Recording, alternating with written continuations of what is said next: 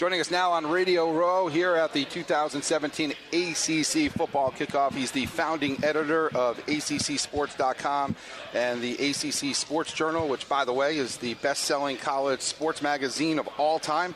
He's an award-winning sports talk show host, heard in over 200 cities and towns across North Carolina and parts of South Carolina and Virginia. An honor to be welcoming in David Glenn. David, pleasure to have you here. When you started this whole ACC thing years ago, did you ever think that this conference would get to the point that it is today? I was skeptical when it came to the football part that we're celebrating over these 2 days in Charlotte, because I started covering this league in 1987. So Jimmy Valvano and the Wolfpack had already had their Cardiac Pack national championship in basketball, and Dean Smith and Michael Jordan and the Tar Heels already had their national championship, and Mike Krzyzewski was just starting to ramp things up at Duke. But it was rare that we had anything to celebrate in football. And there was that Clemson national title in the early 80s. But there were a lot of long, ugly, dry spells in the sport that has turned out to be the biggest economic engine of all. And little by little, adding Florida State in the 90s, adding other schools with more recent expansion, little by little, ACC football has gotten better.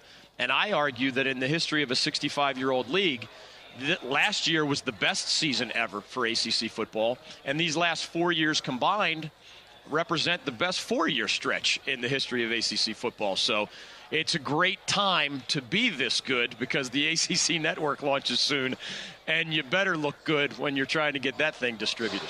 In all your years of covering the ACC, how hard is it now, or how easy is it now that it's easy to make the argument that the ACC is maybe becoming, if not the best conference in college football? It's a great question, and I think this is the only time that those who want to advocate for the ACC in football. Now, most years in basketball, you have the winning argument. You know, you got talking points coming out your ears. In football, there were years where you had to find some obscure stat about how, you know, the ACC had a winning record against these Power 5 programs, but it was, you know, the Northwesterns of the world when they were bad, or the Vanderbilts when they were bad. Now you get to say, hey, the national champion was Clemson, and 3 years ago was Florida State. The Heisman Trophy winner was Lamar Jackson of Louisville, and a few years ago was Jameis Winston of Florida State. There were 11 winning teams, 11 bowl teams last year. There were 9 postseason victories. That ties the record in the history of the NCAA for a single conference in football. So now the numbers are on your side, at least for 1 year, definitely better than the SEC last year. I think the SEC still deserves the championship belt, if you will, over a much longer period of years. But last year, the ACC was the best in football, and I don't know if I've uttered that more than once or twice over these 30 years I've been covering this league. David, as a New York guy, went to Syracuse, started sports radio there, grew up on it. You come down here in 1987, a Philly guy, and you start this magazine, the ACC Sports Journal. How did you come up with the concept? What brought you here, and how did you get this thing going? I originally transferred to UNC to complete my education, and I was a lifelong northern guy, didn't know much about the South. UNC had a great journalism school. I finished my undergrad degree there, and I just fell in love with the South. I mean, the weather, the lack of traffic, the beautiful beaches, the mountains, and the sports. And after growing up in Philly, which is 99% pro sports, I just thoroughly enjoyed the college sports culture here. And there had existed almost like a newsletter that we could print, at our office or at our home. It was called, oddly enough, The Poop Sheet. That was the name of this. It was like rumors and recruiting information. Now, everybody has the picture. This is before the creation of the internet. Right. This is the 1980s when newspapers were incredibly powerful, and everybody got one in their mailbox or on their driveway. And there was not this, multimedia world. And the mainstream media did not cover recruiting. And the mainstream media really didn't cover, rumors, and is this coach about to leave, and is this coach about to get fired? Not nearly as much as we just assume is the case today.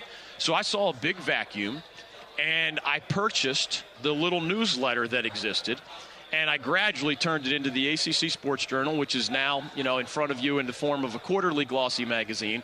We had bi-weekly newsletters for many, many years and still do. We have the website now, ACCSports.com. So it was a growth process. But at the time, it was really just looking around, being a consumer of sports media myself, and seeing a huge void for something that has been successful enough that it's, still alive and kicking and thriving 20-some years later. Let's go on to the field now. So we had the Atlantic yesterday, and it's been dominated mostly by Clemson and Florida State the last couple of years. But you have the Coastal today, and the biggest question mark that always comes up when originally came over to this conference was Miami. And the whole idea was when Miami came over, it was going to be Miami, Florida State every year. Yeah. That was the big deal. Do you see us getting back to that in the foreseeable future, that maybe Miami will be back up there to contend in the Coastal? I mean, they're always hanging around, but they haven't been as dominant as hoped was. I think if you were picking one of those 7 programs in the Coastal to hitch your wagon to, it would be the Miami Hurricanes. Now, whether that happens this year, and think of the money we could have made in 2005 when the Hurricanes joined the ACC. If we had bet somebody, the Canes will win an ACC basketball title before they'll even get to the ACC football championship game, much less win the title in football. They haven't even been to the title game yet. And this is 12 years in now. I think it is time. And if Mark Richt, former quarterback, can get good quarterback play to go with the NFL talent that he has on both sides of the ball, I think this will be Miami's year. Now, will that quarterback play come through? We'll see. But Miami, we all know, is situated in one of the greatest recruiting territories in the entire United States for high school football. If they wanted to, they would not have to leave like a 3-county area for 25 recruits a year. Now, obviously, there's an incentive to go beyond that. But young people like Mark Richt, high school coaches trust Mark Richt. His track record at Georgia was impeccable with the lone exception of not winning a national championship. He's back home. He has a lot of talent. He's recruiting well. And right now, Jimbo Fisher at Florida State and Dabo Swinney at Clemson are the only 2 coaches out of 14 who are routinely signing top 10 classes in the recruiting world and then routinely cranking out top 10 football teams on the other side and then sending a bunch of guys to the NFL. That trifecta is only being done by 2 coaches. And guess what? They've won combined the last 6 straight ACC titles. That is not mere coincidence. Mark Richt is getting the Hurricanes back into that neighborhood. Louisville and Virginia Tech and others have voices in this conversation as well. But I do think Miami is the best bet in the Coastal this year. I wouldn't put a lot of money on it because there's so many candidates. But in the longer run, I really like where the Hurricanes are going. You mentioned Dabo and Clemson. Has that program in your mind reached the stage of we don't rebuild, we just reload on a year-to-year basis? Because we had him here yesterday, and everyone was talking about all the people they've lost, but yet his recruiting classes are always 1 or 2, and he just seems to be bringing guys in on a year-to-year basis where they just reload that thing. Yes. It's crazy to say, but he is 47 years old, Dabo Swinney. Keep in mind, there are plenty of 70-year-olds out there in football and basketball still doing good things. Dabo is 47 years old, and I honestly do not believe it is an exaggeration to say that he's one of the best football coaches in the history of a conference that is 65 years old already. If you look at his last 6 years are all double-digit wins. He has 3 ACC titles. He has 1 national championship and 1 runner-up. He has done as much at 47 years old as all but a few coaches in the history of a league that's more than 6 decades old. And it is a cycle now. When you've done it for 6 years in a row, you're doing something special. And I told him this yesterday. I said, Dabo, what I find so unique about you is you've got Joe Paterno, Bobby Bowden, old school football, but yet you relate to millennials that they just love you and adore you, and you just connect with them, and that in today's football market and college game is what you have to have. I think he is the star of college football right now. I agree with you. I've always loved the phrase comfortable in your own skin. I mean, if you guys are comfortable in your own skin as broadcasters, you're gonna thrive. Being your genuine self, whatever that is. Not imitating somebody else, not caring what the world thinks so much. Be the best self you can be, and that is Dabo Swinney to a T.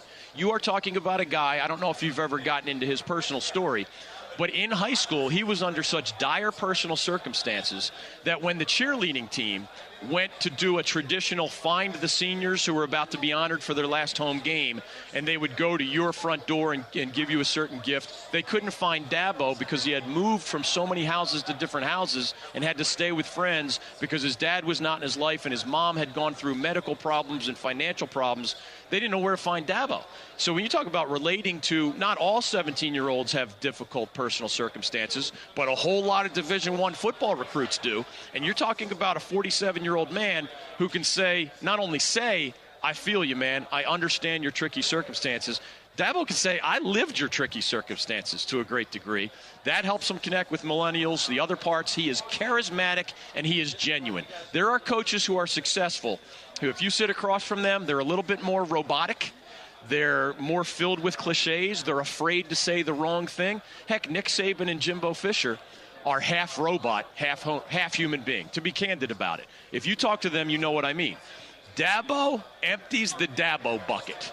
And if you like it, great. And if you don't like it, that's okay with him. And I admire that genuine, authentic aspect of his story. And I believe it is one of the fundamental reasons he's at 47 already one of the best coaches in ACC football history.